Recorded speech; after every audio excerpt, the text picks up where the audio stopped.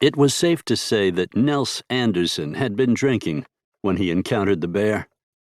Every time Nels drove his ranch wagon into Big Rock to pick up supplies, he always stopped at the Brown Dirt Cowboy Saloon to have a snort or two, or three, before heading back to his greasy sack outfit northwest of town.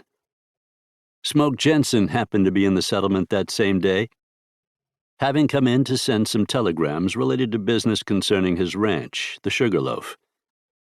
A ruggedly handsome man of average height, with unusually broad shoulders and ash-blonde hair, Smoke stood on the porch of Sheriff Monty Carson's office, propping one of those shoulders against a post, holding up the awning over the porch. The lawman was sitting in a chair, leaning back with his booted feet resting on the railing along the front of the porch. His fingers were laced together on his stomach, which was starting to thicken a little with age. At first glance, neither man looked like what he really was.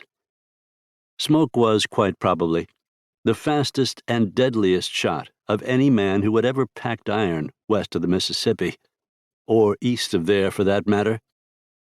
As a young man, he'd had a reputation as a gunfighter and outlaw, although all the criminal charges ever levied against him were bogus, scurrilous lies spread by his enemies.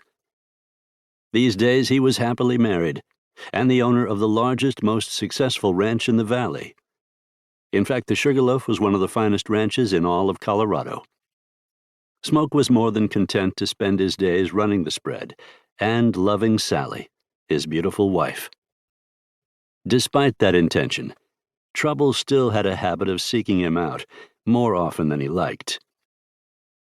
At one time, Monty Carson had been a hired gun, a member of a wolf pack of coltmen brought in by one of Smoke's mortal enemies to wipe out him and his friends.